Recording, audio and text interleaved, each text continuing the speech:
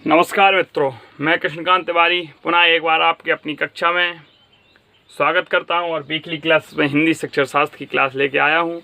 आपको कल क्लास नहीं मिल पाई, उसके लिए मुझे दुख है। कुछ व्यक्तिगत समस्याओं के चलते उपलब्ध नहीं हो पाई। और हिंदी शिक्षण शास्त्र में आज हमें बात करनी है कि हिंदी भाषा क्या होती है, शिक्षण क्या होता है, शिक्षण के प्रकार क्या होते हैं, विधियाँ क्या होती हैं, शिक्षण सूत्र क्या होते हैं, शिक्षण कार्य क्या होता है, किसने शिक्षण विधियों को कितने तमाम बातें करनी हैं। तो हिंदी सबसे पहले जो हिंदी है ये क्या है? भाषा है। क्या है? भाषा है। हिंदी ये क्या है? भाषा है। और कैसी भाषा है? व्यवहारिक रूप से बोली जाने वाली भाषा है। तो पहला पॉइंट हम लिखते हैं कि हिंदी भाषा, पहला पॉइंट हमारा है हिंदी भाषा एक व्यवहारिक भाषा है। एक व्यवहारिक भाषा है। पहला पॉइंट हमारा क्लियर हो गया।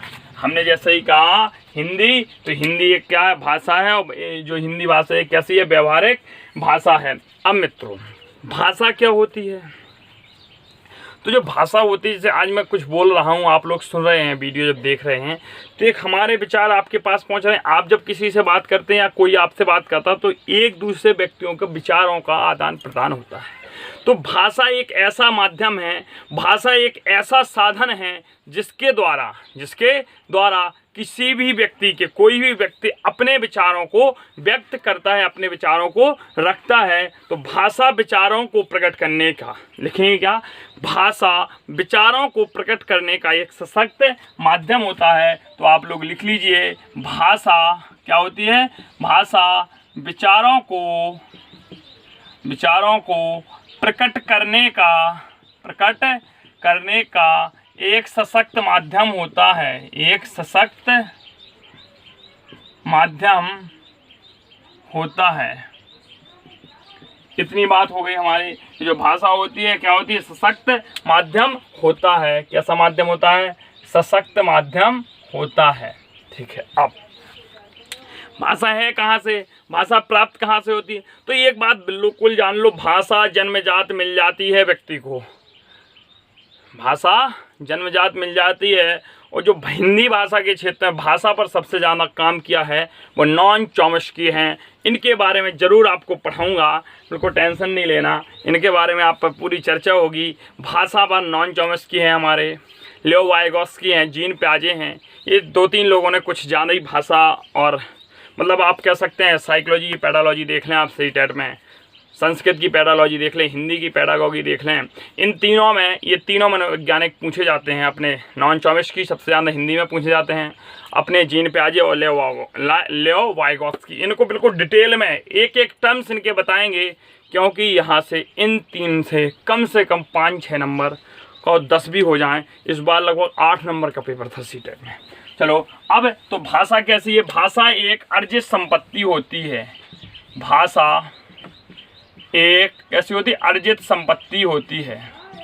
कैसी होती है? अर्जित संपत्ति होती है। अब भाषा कैसी होती है? भाषा अर्जित संपत्ति होती है। और यह एक मनुष्य में जन्मजात शक्ति भी होती है। देखो, जब बच्चा होता है तो वह अनुकरण के द्वारा सीखता है। जो सुन के सीखता है, छोटा बच्चा होता है, उसे सिखाओ, बोलो बेटा पापा, बोलो बेटा मम्मी, तो बोलता है। तो भाषा एक अनुकरण से सीखी जाती है।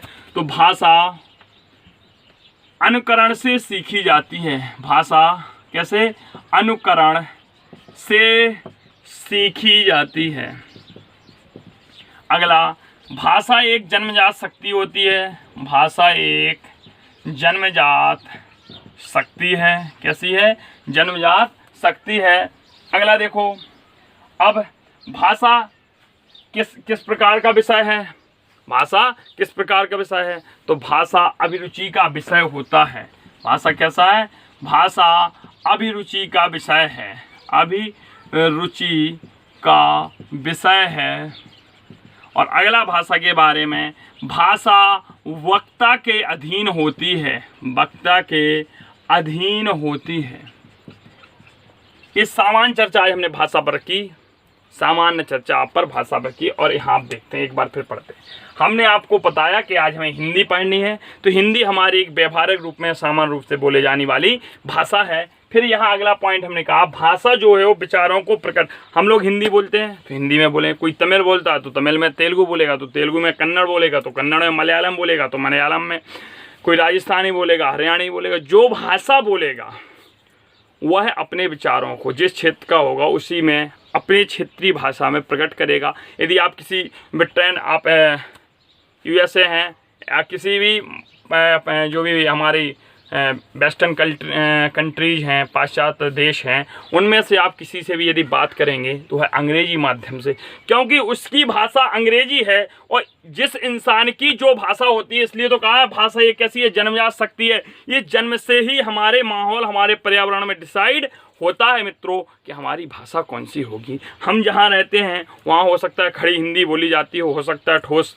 बुंदेली बोली जाती हो, हर प्रकार की क्षेत्रीय भाषाएं होती। तो भाषा एक जन्मजात शक्ति। अब इसको अर्जित, हमने कहा देखो जन्मजात भी होती है अर्जित भी होती है। तो अर्जित का मतलब ये हुआ कि हम भाषा को गेन करते हैं, हमारा माहौल है, हम जैसे वहाँ पे, जैसे अपन वैदिक काल में चले जाएं, अपन थोड़ा पहले चले जाएं तो कुछ समय पूर्व, जैसे अभी उत्तराखंड में चले जाओ, उत्तराखंड की राजकीय भाषा संस्कृत है। तो पहले संस्कृत एक व्यवहारिक भाषा थी, लेकिन जैसे जैसे समाज बढ़ा, विभिन्न प्रकार के धर्म आए, तो संस्कृत का एक प्रकार से लोप होता गया। तो इस समय वर्तमान में संस्कृत एक भाषा तो है, लेकिन अव्यवहारिक भाषा है, व्यवहारिक रूप में प्रयोग नहीं की जाती माफ़ कीजिए। और जो हिंदी भाषा है, यह एक व्यवहारिक भाषा है जो आज के समय में प्रयोग की जा रही है। अगला पॉइंट हमने कहा कि भाषा अभिरुचि का विषय है। ये आपके ऊपर डिपेंड करता है कि आपकी रुचि किस भाषा के सीखने में है। किसी को इंग्लिश भाषा अच्छी लगती है, किसी को संस्कृत भाषा अच्छी लगती है। तो आप किस भाषा को अच्छी तरीके से जानना चाहते हैं। किसी को चीनी अच्छी लगती है, किसी को जापानी अच्छी लगती है, किसी को मराठी अच्छी लगती है। किस देश की, किस राज्य की, कहाँ की भाषा आपको सीखनी है, ये अभिरुचि का विषय होता है। लेकिन जन्मजात का मतलब ये हुआ जहाँ आपका जन्म हुआ है उस क्षेत्र की भाषा आप जरूर सीखेंगे। वह भाषा जो जन्मजात शक्ति होती है, बच्चे को मिलती है, माता पिता उसे बचपन में कुछ ना कुछ भाषा के माध्यम से सिखाते हैं जो अपने विचार प्रकट कर सकता है। और जैसे जैसे बच्चा बड़ा हो जाएगा तो भाषा अर्जित शक्ति होती है, मतलब भाषा अनेक प्रकार की भाषाओं को अर्जन करेगा। या जो भाषा पढ़ रहा है, हिंदी से में वह बोल रहा है, तो वो हिंदी का विशिष्ट ज्ञान प्राप्त करेगा, व्याकरण से जानेगा, बहुत सी चीज़ों को जानेगा। जो हमारे परिवार में हमें वातावरण से भाषा प्राप्त होती है वह एक व्यवहारिक भाषा हमें प्राप्त होती है। अगला, भाषा वक्ता के अधीन होती है। आज मैं किस भाषा में बोल रहा हूँ ये मेरे अधीन है, मैं कैसे शब्दों का प्रयोग कर रहा हूँ ये मेरे अधीन है। तो जो भाषा होती है वह वक्ता के अधीन होती है। इतनी बातें हमारी हो गई मित्रों। अब आगे हमें बात करनी है, दूसरा शब्द आपको लिखा दिख रहा है शिक्षण। अब शिक्षण क्या होता है इस पर सबसे पहले हम चर्चा करते हैं। तो शिक्षण, लो साहब, अब आज का नया बिंदु हो गया शिक्षण। शिक्षण क्या है? शिक्षण एक ऐसी प्रक्रिया होती है मित्रों जो शिक्षक अपने छात्रों को देता है, या एक ऐसा कार्य होता है, देखो कई प्रकार से बोल, शिक्षण एक ऐसा कार्य होता है जो शिक्षक के द्वारा एक कक्ष में कराया जाता है। शिक्षण एक ऐसा कार्य होता है जिसके द्वारा शिक्षक अपने समस्त ज्ञान को क्रमानुसार कक्षा के स्तर के अनुसार बच्चों को देता है। शिक्षण एक ऐसा कार्य करता है शिक्षण एक ऐसा कार्य होता है जिसमें दो व्यक्तियों की जरूरत होती है, एक सीखने वाला होता है, एक सिखाने वाला होता है। तो हम शिक्षण की सही परिभाषा लिखेंगे, एक शिक्षक के द्वारा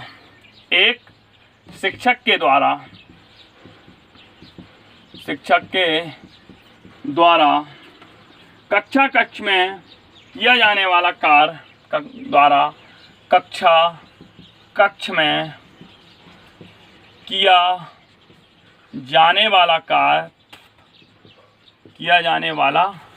जाने वाला कार्य शिक्षण कहलाता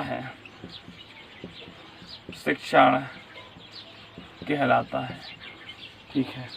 अब जो कक्षा में कार्य किया जाता है वही एक समस्या होती है। देखो शिक्षण कार्य एक कठिन कार्य है और कक्ष में किया जाता है तो निश्चित है समस्या होती है। यह समस्या किस प्रकार से होती है मित्रों इसको जानते हैं। हमने कह दिया कि यह एक समस्या होती है, कक्ष में किया जाने वाला कार्य समस्या होती है। कैसे होती है समस्या? जैसे आप प्राथमिक विद्यालय में पढ़ा रहे हैं, 1 से 5 तक के पढ़ा रहे हैं, कक्षा 1 का बच्चा सीखने आया है, क्या उसको शिक्षण कार्य देना आसान है?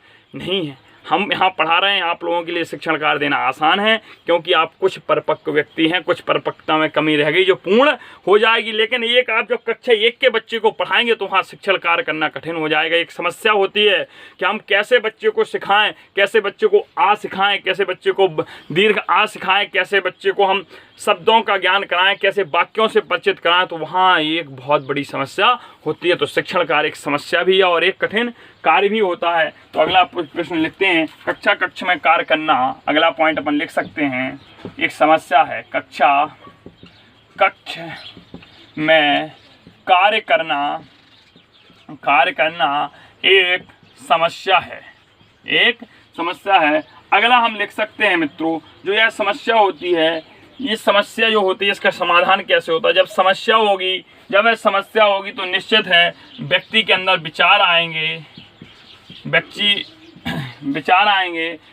के अंदर जब विचार आएंगे तो कुछ सोचेगा, सोचना पड़ेगा, और जब सोचेगा तो समझेगा भी, समझना पड़ेगा। और ये तीनों चीज़ें मिलके किसी भी समस्या का समाधान करती हैं। समस्या के आने के बाद हमने उस दिन बताया था, जब किसी व्यक्ति के अंतर्गत समस्या पैदा हो जाएगी तो वह क्या कहलाएगा, चिंतन कहलाएगा। क्या कहलाएगा, चिंतन कहलाया था। क्योंकि यदि आपके पास नहीं होगी कोई समस्या तो आप काहे को करोगे चिंतन। यदि नहीं होगी समस्या तो किसी भी प्रकार के आपके पास नहीं आएंगे विचार, और जब विचार नहीं आएंगे तो आप सोचोगे काहे को बेमतलब में। ख्याली पुलाव पका सकते हैं, वो बात अलग है। और जब सोचोगे नहीं तो किसी चीज़ को समझने की चेष्टा भी कैसे करोगे। और जब इन तीनों चीज़ों को मिला के कार्य किया जाता है तो हमारी समस्या का क्या होता है, समस्या समाधान होता है। क्या होता है, समस्या का समाधान हो जाता है। और जब ये चिंतन होता है, चिंतन हमने कहा इन तीनों चीज़ों से पैदा होता है चिंतन। और जब चिंतन हो गया तो चिंतन का जन्म कहाँ से हुआ मित्रों, समस्या से हुआ। तो हम कह सकते हैं, हम स्टार बना के एक पॉइंट लिख सकते हैं कि चिंतन का जन्मदाता कौन होता है। तो चिंतन का जन्म समस्या से होता है, समस्या से होता है। अब बात यहाँ चिंतन पर आ गई तो निश्चित है कि हमें चिंतन पर कुछ ना कुछ तो बात करनी होगी, चिंतन पर कुछ ना कुछ बात तो करनी होगी। और एक चीज़ और यहाँ देखते हैं, फिर इसके बाद हम चिंतन पर चलते हैं। चिंतन कितने प्रकार का होता है, कि जो ये शिक्षण कार्य होता है, ये जो एक शिक्षण कार्य होता है, इस पर थोड़ी सी 1 मिनट की चर्चा करेंगे। शिक्षण कार्य में एक शिक्षक के द्वारा क्या होता है, तो हम कह सकते हैं एक व्यक्ति के द्वारा एक व्यक्ति का निर्माण करना। एक व्यक्ति के द्वारा, देखो ध्यान से देखो, एक व्यक्ति के द्वारा एक व्यक्ति का निर्माण करना ही शिक्षक का दायित्व होता है। इसका मतलब यह हुआ कि एक शिक्षक किसका निर्माण करेगा, जो उसका छात्र है। तभी तो हम कहते हैं कि हमारे देश का भविष्य हमारे छात्र होते हैं जो अध्ययन कर रहे होते हैं। क्यों, और इन भविष्य को सुरक्षित रखने का, इस भविष्य को सही दिशा देने का कार्य कौन करता है, शिक्षक करता है। इसलिए हमारे देश में शिक्षक को ज़्यादा सम्मान दिया जाता है, क्योंकि शिक्षक ही वो होता है जो किसी देश के भविष्य निर्माण में सहायक होता है। जो किसी शिक्षक जैसा चाहेगा वैसे उस देश का भविष्य होगा। तो हम कह सकते हैं किसी भी देश की नींव उसके शिक्षक पर डिपेंड होती है, क्योंकि कोई भी देश जितना आगे बढ़ेगा वो उसकी युवा पीढ़ी पर डिपेंड करेगा। और युवा पीढ़ी को शिक्षित करना, युवा पीढ़ी को सही मार्गदर्शन देना एक शिक्षक का ही कार्य होता है। इसलिए यदि किसी देश का भविष्य अच्छा होना है तो शिक्षक उच्च क्वालिटी के, उच्च श्रेष्ठ होने चाहिए, उनके अंदर विषय का संपूर्ण ज्ञान होना चाहिए। आगे हम बात करते हैं चिंतन। हमने शब्द लिया था कि चिंतन क्या होता है। देखो हमने आपको कहा था जो चिंतन का जन्म होता है वो समस्या से होता है। अब हमें बात करनी है चिंतन क्या होता है। तो चिंतन 2 प्रकार का होता है मित्रों। पहला होता है यथार्थ चिंतन, और दूसरा होता है स्वली चिंतन। देखो इस पर हम बाद में बात करेंगे, पहले हम करते हैं स्वली चिंतन क्या होता है। देखो स्वली चिंतन होता है एक अकाल्पनिक चिंतन, एक मिथ्या चिंतन बोल सकते हैं, एक कल्पना से जो परे, कल्पना में चिंतन होता है, इसको हम कह सकते हैं असत्य चिंतन, अकाल्पनिक चिंतन, माफ कीजिए अकाल्पनिक, वो काल्पनिक चिंतन। काल्पनिक चिंतन, और अगला हम कह सकते हैं अवास्तविक चिंतन। अवास्तविक चिंतन। देखो मित्रों, चिंतन से क्या होता है इस पर समझते हैं। तो जब हमारा चिंतन, हमारी सोच, हमारी समझ, हमारे विचार यदि अच्छे होंगे, राइट होंगे, सही होंगे, कल्पना पर आधारित होंगे, तो हमारा चिंतन का जो रिजल्ट आएगा वो अच्छा आएगा। और जबकि जो स्वलवी चिंतन होता है यह एक असत्य चिंतन होता है, यह काल्पनिक चिंतन होता है या अवास्तविक चिंतन होता है, कल्पना से परे होता है। 12 से 18 साल का युवा वह क्या क्या सोचता है, क्या क्या खिलाई पुलाव पकाता है मन में, वह बैठे बैठे सोचता है काश मेरे पास 4 व्हीलर होती, ये होता, वो होता। आप लोग खुद सोचते होंगे जब कभी मेरी सरकारी जॉब लग जाए। तो ये मिथ्या सोच है। हम चिंतन जो कर रहे हैं वो ये तो देख लें वास्तविकता क्या है, हम अभी हैं क्या। कक्षा 10 में पढ़ने वाला बच्चा कल्पना करता है, सोचना गलत बात नहीं है, आप सोचें, लेकिन एक कल्पना के सागर में ना खो जाएं।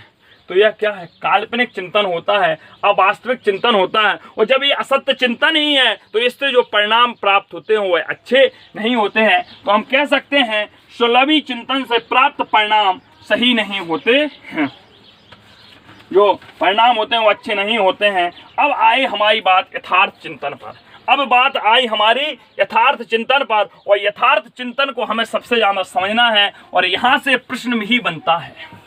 तो हम लिखते हैं हेडिंग में यथार्थ चिंतन। यथार्थ चिंतन, और यथार्थ चिंतन को सबसे पहले जानते हैं, उसका नाम ही दिख रहा है, यह एक सत्य होता है, सत्य चिंतन होता है। यह कल्पनाओं से परे होता है, काल्पनिक नहीं हो सकता। अपन कल्पना नहीं कर सकते, कल्पना नहीं कर सकते। कल्पना होनी चाहिए लेकिन एक सही दिशा में होनी चाहिए, असत्य नहीं होनी चाहिए। हम कहते हैं कि कल्पना करो कि हम कैसे कुछ नई सर्च कर सकते हैं, नई खोज कर सकते हो, तथ्यात्मक खोज होनी चाहिए। यह यथार्थ चिंतन होता है, वास्तविकता पर जोर देता है। और वास्तविकता क्या होती है इसको हम समझते हैं मित्रों। जो यह चिंतन होता है यह 3 प्रकार का होता है। पहला हमारा होता है मूर्त चिंतन। क्या होता है? मूर्त चिंतन। दूसरा होता है हमारा अमूर्त चिंतन, अमूर्त चिंतन। और तीसरा होता है हमारा आलोचनात्मक चिंतन, आलोचनात्मक चिंतन। देखो 3 चिंतन हमने आपको बता दिए। एक होता है मूर्त चिंतन। मूर्त का मतलब होता है जो चीज़ हमें दिखाई दे रही हो। अमूर्त का मतलब होता है जो चीज़ हमें दिखाई ना दे रही हो। आलोचनात्मक चिंतन, किसी भी चीज़ का विश्लेषण करना ही आलोचनात्मक चिंतन के अंतर्गत आती है। एक एक चिंतन को पढ़ते हैं। जो मूर्त चिंतन होता है इसको निगमनात्मक चिंतन भी कहते हैं, निगमनात्मक चिंतन भी कहते हैं। इसी को हम अभिसारी चिंतन भी कहते हैं, अभिसारी चिंतन भी कहते हैं, अभिसारी चिंतन भी कहते हैं। अब देखो मूर्त चिंतन क्या हुआ? प्रत्यक्ष वस्तु, कोई प्रत्यक्ष चीज है उस पर आपको विचार प्रकट करने के लिए कहा जाए, उस पर सोचने के लिए कहा जाए, उस समस्या का समाधान करने के लिए कहा जाए तो आप कर सकते हो। उस दिन हमने बताया था आगमनात्मक तर्क और निगमनात्मक तर्क आपको एक दिन पढ़ाए थे मित्रों। तो यहाँ भी हमारा निगमनात्मक चिंतन आ गया, उसी से जोड़ते हैं। निगमनात्मक चिंतन जो होता है निश्चित है किसी के सहारे हम करते हैं। अगला आया अभिसारी चिंतन। और अभिसारी चिंतन का तात्पर्य होता है कि बहुत से विचार तो आएंगे लेकिन वो एक चीज पर केंद्रित रहेंगे। वह ज़्यादा नहीं सोच सकते, ज़्यादा ब्रॉड सोच नहीं कह सकते। और यह जो चिंतन होता है यह सामान्य शिक्षकों का होता है। कैसे शिक्षकों का होता है? सामान्य शिक्षकों का होता है, नॉर्मल जनरल हर टीचर का होता है। अब हमारा है अमूर्त चिंतन, या इसी को हम कहते हैं आगमनात्मक चिंतन, आगमनात्मक चिंतन, या इसी को हम कहते हैं अपसारी चिंतन, अपसारी चिंतन। और यह चिंतन कैसा होता है? अमूर्त, ये प्रत्यक्ष नहीं है जो वस्तुएं, उस पर चिंतन करना कहते हैं। आगमनात्मक चिंतन होता है, यह खुद के अनुभव, खुद के व्यवहारों से, खुद से सीखने वाला चिंतन होता है। और अपसारी चिंतन होता है, इसकी जो सोच होती है वो ब्रॉड माइंडेड होती है, बहुत खुली हुई होती है।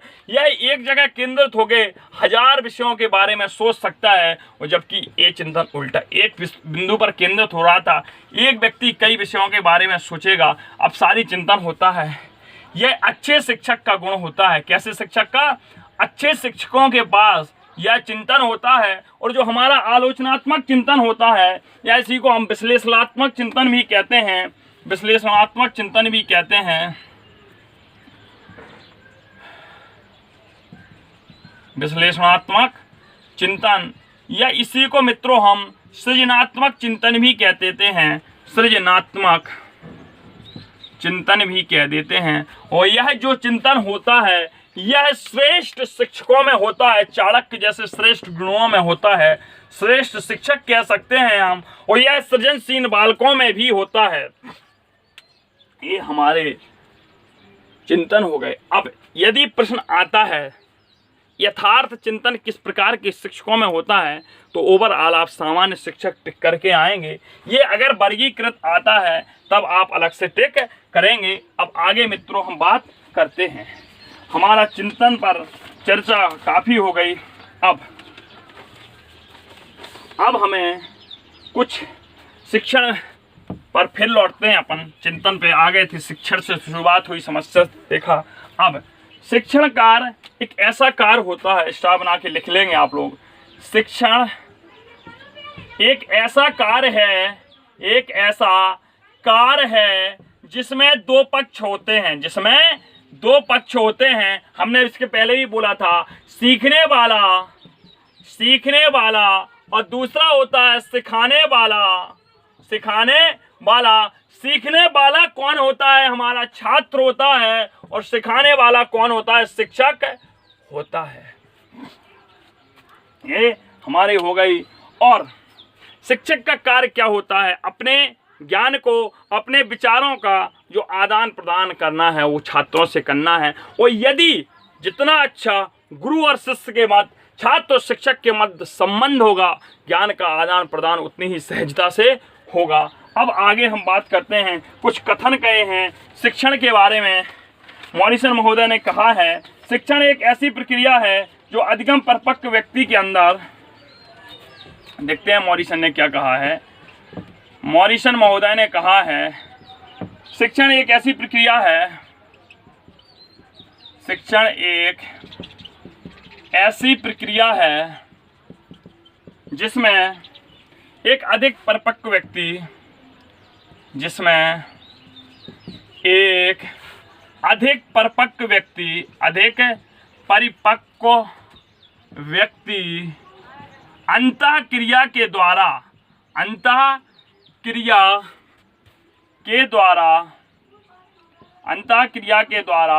कम परिपक्व व्यक्ति को, कम परिपक्व अंतःक्रिया नहीं, संबंधों, इनका शब्द था संबंध, अंतः संबंधों के द्वारा कम परिपक्व व्यक्ति को सिखाता है, कम परिपक्व व्यक्ति को सिखाता है, तो देखो मॉरिसन महोदय ने हमारी परिभाषा क्या कही। इन्होंने कहा, शिक्षण एक ऐसी प्रक्रिया है जिसमें एक अधिक परिपक्व व्यक्ति अंतः संबंधों के द्वारा कम परिपक्व व्यक्ति को सिखाता है। और एक परिभाषा हमारे जैक्सन महोदय ने कही। जैक्सन महोदय लिखते हैं, शिक्षण वह प्रक्रिया है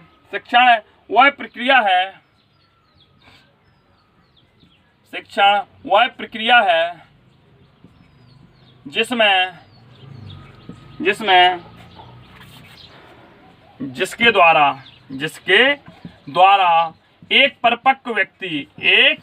परिपक्व व्यक्ति अंतःक्रिया के द्वारा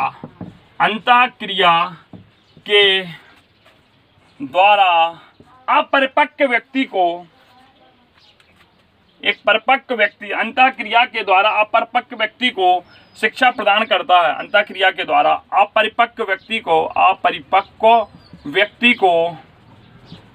को शिक्षा प्रदान करता है या सिखाता है, शिक्षा प्रदान करता है।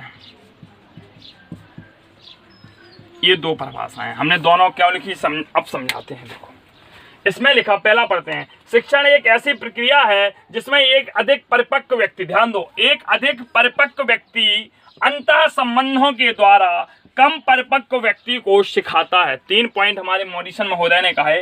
इन्होंने कहा टीचिंग एक ऐसी प्रोसेस है, टीचिंग एक ऐसी क्रिया है जिसमें एक अधिक परिपक्व व्यक्ति मतलब मास्टर है।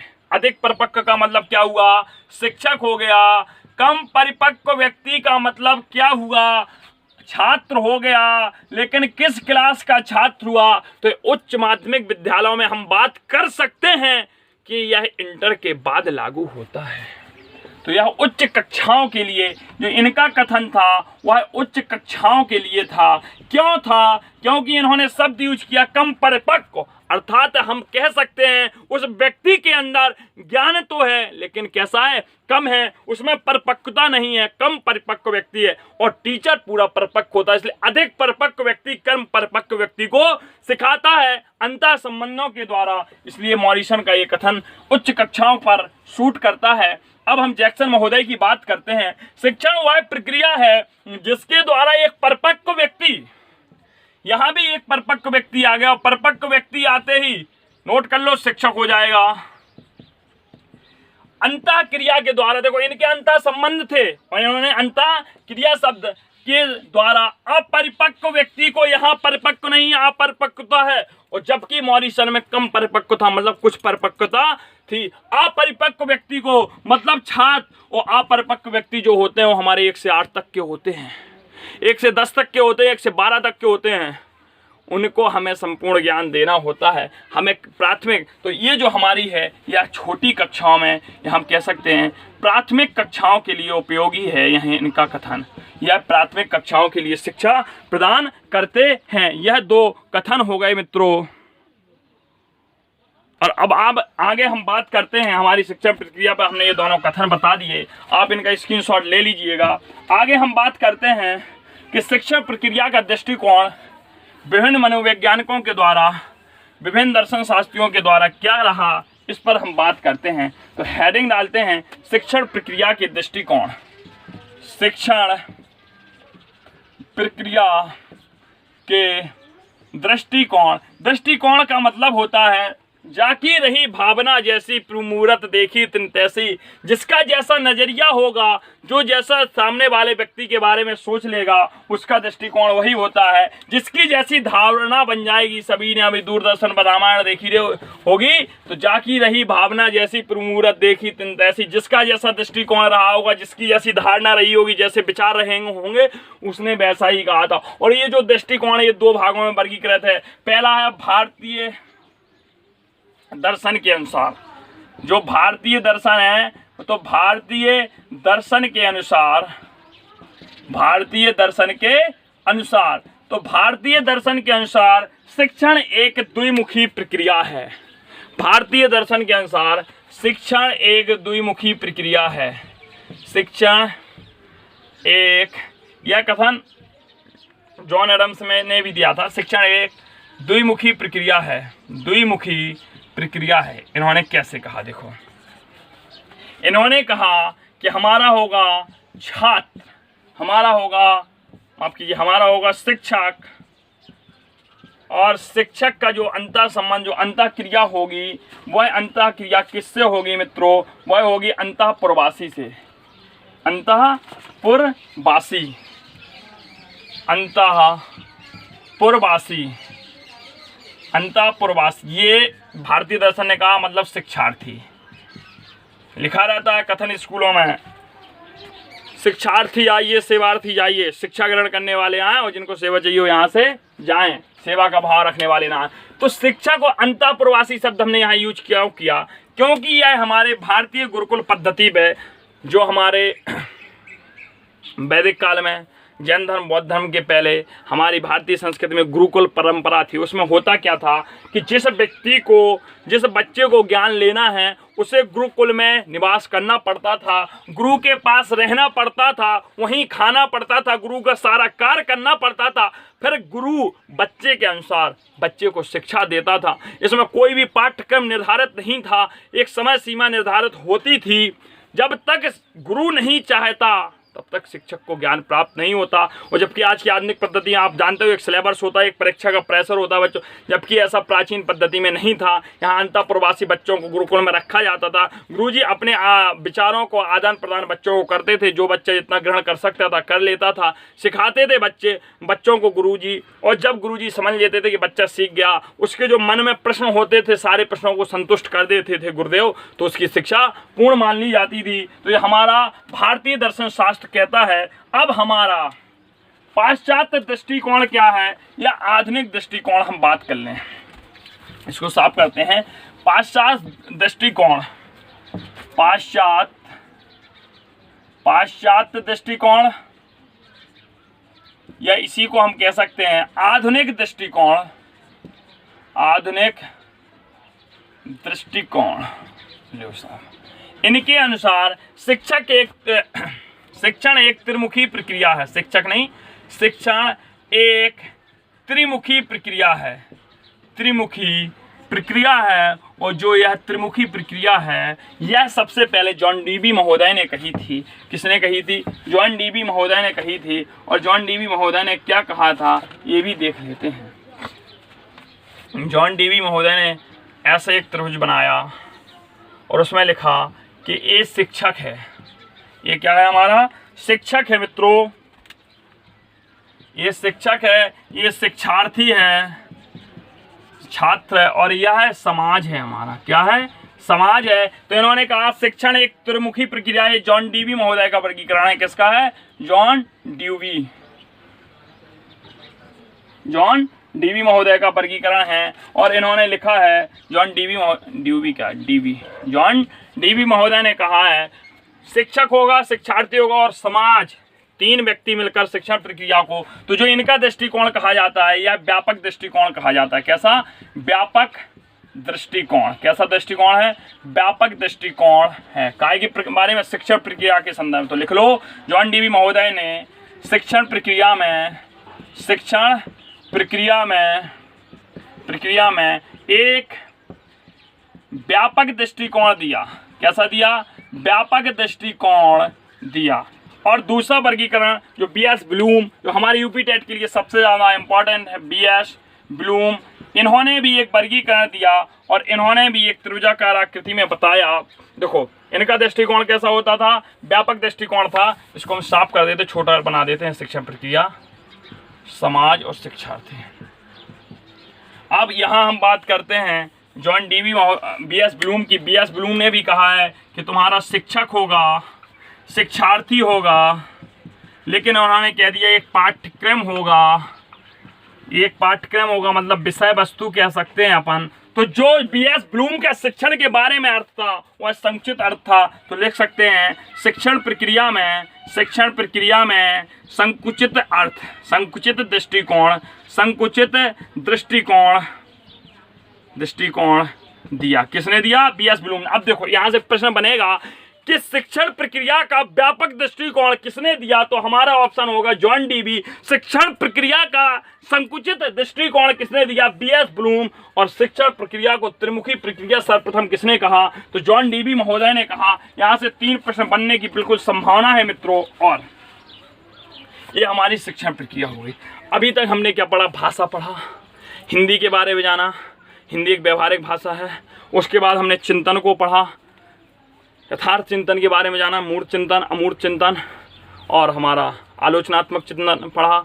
हमने जाना जो हमारा मूर्त चिंतन होता है सामान्य शिक्षकों का, अमूर्त चिंतन सर्वश्रेष्ठ अच्छे शिक्षक होते हैं, और आलोचनात्मक शिक्षक जो हमारे सर्वश्रेष्ठ शिक्षण होते हैं। हमने जाना शिक्षण एक प्रक्रिया में 2 पक्षों की आवश्यकता होती है, एक सीखने वाला होता है, एक सिखाने वाला होता है। भाषा के हमने गुण भी पढ़े। उसके बाद फिर हमने जाना परिभाषा है मॉरिसन महोदय ने क्या कहा कि एक परिपक्व व्यक्ति एक अधिक परिपक्व व्यक्ति एक कम परिपक्व व्यक्ति को अंतः संबंधों के द्वारा सिखाता है। तो यह उच्च कक्षाओं के लिए है। और हमारे जैक्सन महोदय ने कहा कि एक परिपक्व व्यक्ति एक अपरिपक्व व्यक्ति को अंतः क्रियाओं के द्वारा सिखाता है। देखो जैक्सन की अंतः क्रिया है और जबकि उनकी अंतः संबंध है, क्रियाओं के द्वारा सिखाता है। यह प्राथमिक कक्षाओं के लिए लागू हुई। फिर हमने शिक्षण प्रक्रिया के दृष्टिकोण पढ़ा। भारतीय दृष्टिकोण के अनुसार हमने पढ़ा कि गुरुकुल प्रणाली होती है, जो आधुनिक दृष्टिकोण है, जो हर जगह व्याप्त है, हर देश में व्याप्त है। तो जॉन डीवी महोदय ने इसका व्यापक दृष्टिकोण दिया। इसलिए व्यापक दृष्टिकोण इसलिए कहा गया कि उन्होंने तीसरा जो आधार स्तंभ बताया शिक्षण प्रक्रिया, उसे समाज में बताया,